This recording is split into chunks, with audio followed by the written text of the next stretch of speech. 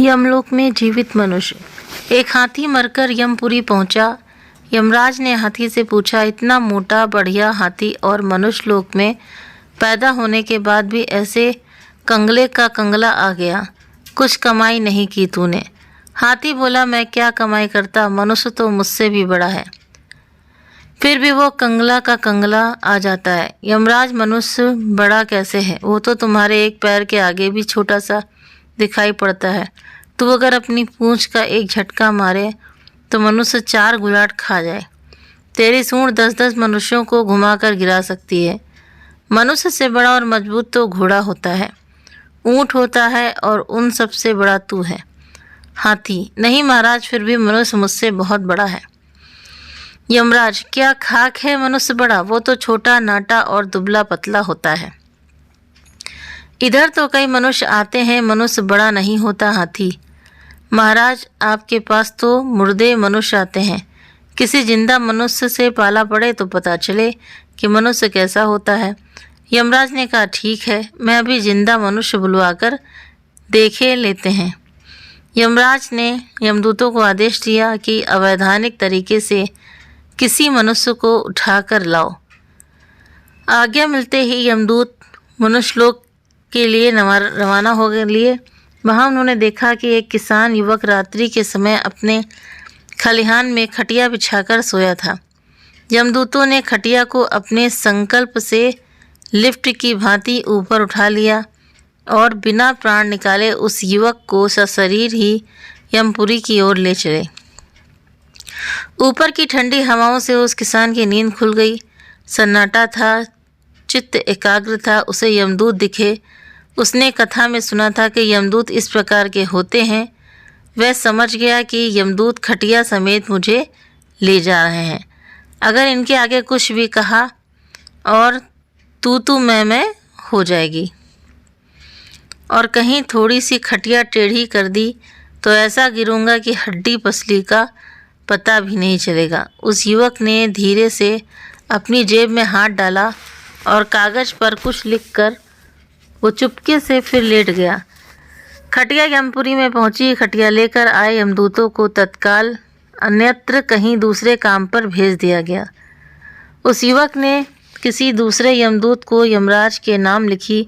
वह चिट्ठी देकर यमराज के पास भिजवाया। चिट्ठी में लिखा था, पत्रवाहक मनुष्य को मैं यमपुरी का सर्वे सर्वा बनाता हूँ। नीचे आदि नारायण भगवान विष्णु का नाम लिखा था। तो यमराज चिट्ठी पढ़कर सकते में आ गए, लेकिन भगवान नारायण का आदेश था, इसलिए उसके परिपालन में युवक को सर्वसर्वा के पद पर तिलक कर दिया गया। अब जो भी निर्णय हो वे सब इस सर्वेसर्वा की आज्ञा से ही हो सकते हैं। अब कोई पापी आता तो यमदूत पूछते, महाराज इसे किस नरक में भेजें? वो कहता है, बैकुंठ भेज दो, और वो बैकुंठ भेज दिया जाता है। किसी भी प्रकार का पापी आता तो वो सर्वे सर्वा उसे ना 80 नरक में भेजता, ना रौरव नरक में भेजना, ना कुंभी पाक नरक में, वो सबको बैकुंठ में भेज देता था। थोड़े ही दिनों में बैकुंठ भर गया। उधर भगवान नारायण सोचने लगे, क्या पृथ्वी पर कोई ऐसे पहुँचे हुए ब्रह्मज्ञानी पहुँच गए हैं जिनका सत्संग सुनकर दर्शन करके आदमी निष्पाप हो गए हैं और सब के सब बैकुंठ चले आ रहे हैं। परंतु अगर कोई ब्रह्मज्ञानी वहाँ हो तो मेरा और उसका तो सीधा संबंध होता है।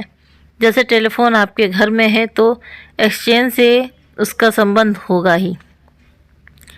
बिना एक्सचेंज की टेलीफोन की लाइन अथवा डिब्बा कोई काम नहीं करेगा। ऐसे ही अगर कोई ब्रह्मवेत्ता होता है तो उसकी ओर भगवान नारायण की सीधी लाइन होती है। आपके टेलीफोन में तो केवल लाइन और एक्सचेंज होता है, लेकिन परमात्मा और परमात्मा को पाए हुए ब्रह्मज्ञानी में केवल या एक्सचेंज की जरूरत नहीं होती है। वो तो संकल्प मात्र होता है। वो परमात्मा ज्ञानी की जिह्वा पर निवास करता है। विष्णु जी सोचते हैं, ऐसा कोई ज्ञानी मैंने नहीं भेजा, फिर वे सबके सब लोग बैकुंठ में कैसे आ गए? क्या बात है? भगवान ने यमपुरी में पूछवाया तो यमराज ने कहलवा भेजा कि भगवान, बैकुंठ किसी ब्रह्मज्ञानी संत की कृपा से नहीं, आपके द्वारा भेजे गए नए सर्वे सर्वा के आदेश में भरा जा रहा है। भगवान सोचते हैं ऐसा तो मैंने कोई आदमी भेजा नहीं, चलो मैं स्वयं देखता हूँ। तो भगवान यमपुरी में आए तो यमराज ने उठकर उनकी स्तुति की। भगवान पूछते हैं कहाँ है वो सर्वे सर्वा यमराज? वो सामने के सिंहासन पर बैठा है जिसे आपने ही भेजा है। भगवान चौंकते हैं मैंने तो नहीं भेजा। यमराज ने वो आदेश पत्र दिखाया जिसमें हस्ताक्षर के स्थान में लिखा था आदि नारायण भगवान विष्णु। तो पत्र देखकर भगवान सोचते हैं नाम तो मेरा ही लिखा है लेकिन पत्र मैंने नहीं लिखा है। उन्होंने सर्वे सर्वा बन उस मनुष्य को बुलवाया और पूछा भाई मैंने कब हस्ताक्षर कर तुझे यहाँ भेजा? तूने मेरे ही नाम के झूठे हस्ताक्षर कर दिए। वो किसान युवक बोला भगवान ये हाथ पैर सब आपकी शक्ति से ही चलते हैं, प्राणी मात्र के हृदय में आप ही हैं, ऐसा आपका वचन है। अतः जो कुछ मैंने किया है वो आप ही की सत्ता से हुआ है और अब आपने ही किया है। हाथ क्या करे मशीन बेचारे क्या करे, चलाने वाले तो आप ही हैं। उमा दारू ज्योतिष की नाई सब ही नचावत राम गुसाई, ऐसा रामायण में आपने ही लिखवाया है प्रभु, और गीता में भी आपने ही कहा है। इसके बाद भी अगर आपने हस्ताक्षर नहीं करवाए तो मैं अपनी बात वापस लेता हूँ। लेकिन भगवान अब ध्यान रखना कि फिर रामायण और गीता को कोई भी नहीं मानेगा। आप तो कहते हैं मैं सबका प्रेरक हूँ, तो मुझे प्रेरणा करने वाले भी तो आप ही हुए, इसलिए मैंने आपका नाम लिख दिया। यदि आप मुझे झूठा साबित करते हैं तो आपके शास्त्र भी झूठे हो जाएंगे। फिर लोगों को भक्ति कैसे मिलेगी? संसार नरक बन जाएगा। भगवान कहते हैं बात तो सत्य है रे जिंदा मनुष्य, चलो भाई ये हस्ताक्षर करने की सत्ता मेरी है, इसलिए मेरा नाम लिख दिया। लेकिन तूने सारे पापी अपराधियों को बैकुंठ में क्यों भेज दिया? जिसका जैसा पाप है वैसी सजा देनी थी ताकि न्याय हो। तो युवक भगवान मैं सजा देने के लिए नियुक्त नहीं हुआ हूँ, मैं तो अवैधानिक रूप से लाया गया हूँ। मेरी कुर्सी 4 दिन की है, पता नहीं कब चली जाए, इसलिए जितने अधिक भलाई के काम हो सके मैंने कर डाले। मैंने इन सब का बेड़ा पार किया तभी तो आप मेरे पास आ गए। फिर क्यों ना मैं ऐसा काम करूं? अगर मैं बैकुंठ ना भेजता तो आप भी नहीं आने वाले थे और आपके दीदार भी नहीं होते। मैंने अपनी भलाई का फल तो पा लिया। भगवान विस्मित होते हुए बोले अच्छा भाई, उनको बैकुंठ भेज दिया तो कोई बात नहीं, तूने पुण्य भी कमा लिया और मेरे दर्शन भी कर लिया। अब मैं उन्हें वापस नरक भेजता हूँ। युवक बोला भगवान आप उन्हें वापस नरक में भेजोगे तो आपके दर्शन का फल क्या? आपके दर्शन की महिमा कैसे? क्या आपके बैकुंठ में आने के बाद फिर नरक में? भगवान ठीक है मैं उन्हें नरक में नहीं भेजता हूँ, लेकिन तू अब चला जा पृथ्वी पर।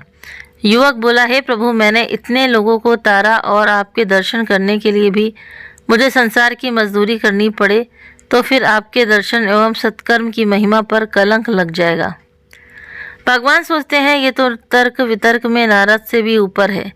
उन्होंने युवक से कहा अच्छा भाई तू पृथ्वी पर जाना नहीं चाहता है तो ना सही, लेकिन ये पद तो अब छोड़, चल मेरे साथ बैकुंठ में। युवक बोला मैं अकेला नहीं जाऊंगा, जिस हाथी के निमित्त से मैं आया हूँ पहले आप उसे बैकुंठ आने की आज्ञा प्रदान करें, तभी मैं आपके साथ चलने को तैयार हो सकता हूँ।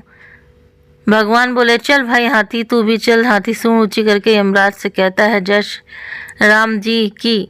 देखा जिंदा मनुष्य का कमाल, मनुष्य में इतनी सारी क्षमताएं भरी हैं कि वो अपने सद्गुणों से स्वर्ग जा सकता है, स्वर्ग का राजा बन सकता है और उससे भी आगे ब्रह्मलोक का भी वासी हो सकता है। मनुष्य जिससे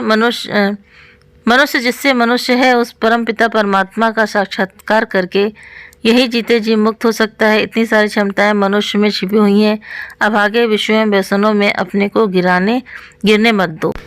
तो सच बात है कि भगवान की बनाई हुई रचना यानी कि मनुष्य सबसे बड़ा, उसके पास में बुद्धि भी है, विवेक भी है और जो चीज़ मनुष्य कर सकता है वो कोई अन्य प्राणी नहीं कर सकता।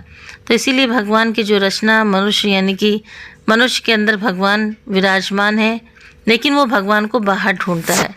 तो इस कहानी से हमें यही पता चलता है कि मनुष्य को किस तरह से यमराज ने जब उसने अपनी चालाकी दिखाई, अपनी बुद्धि का प्रयोग किया और किस तरह से वो जाकर के बैकुंठ में बैठ गया और सबको ही वैकुंठ का रास्ता उसने दिखाया। तो सच बात है, अगर आपको ये कहानी पसंद आई हो तो वीडियो को लाइक, शेयर, सब्सक्राइब करना ना भूलें। आप अपने कमेंट करके भी हमें ज़रूर से ज़रूर बताएं।